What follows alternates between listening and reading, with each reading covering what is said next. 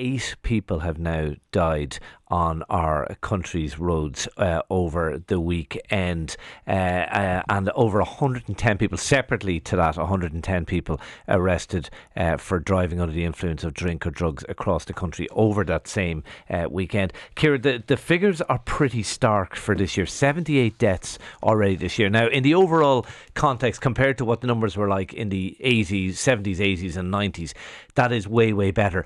But obviously, one death is too many on the roads. But compared to, say, 2019, by this stage in 2019, we had 44 people had died on our roads. Again, that's too many. But compared to 78 now, that is a very stark increase. The number of, and again, separately, I'm not drawing any correlation, separately to that, drink driving detections up by a quarter so far this year.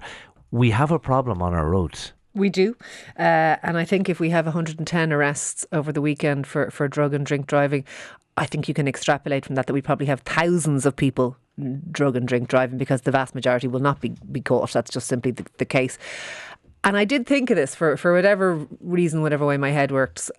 On Friday when I was going home, I thought, I wonder how many lives will be lost and how many families will be bereaved this weekend, because bank holiday weekends always seem to be dreadful. 8 families. Yeah, That's and there are 8 total. families, and they are real lives who are blighted. 8 lives are gone, but families' lives blighted forever by this. I don't know what we need, because we know this stuff. We know about speeding, we know about drink, we know about drugs on the road.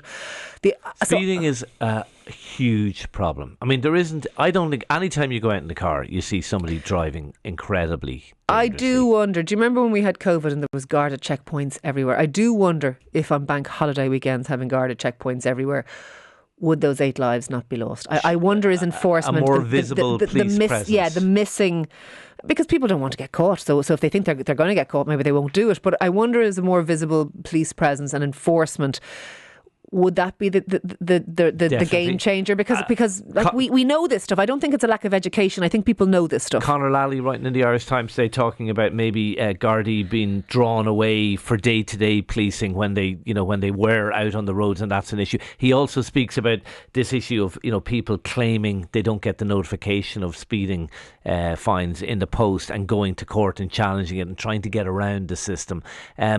And that's a problem as well. If people feel there's no punishment there, I think we've a problem. I wonder how the court deals with that, though. I wonder, do they mostly just laugh them out of court? I think there's lots of technicalities, I think. I mean, the courts have to follow proper procedure, to be fair to them.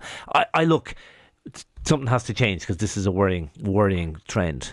Yeah, absolutely. And a tragedy, a personal and individual tragedy for multiple families around the country this morning. And I've no doubt there were other people injured in car crashes that were not making the news. And indeed, like hundreds of people arrested. And that means thousands of people drink driving and drug driving.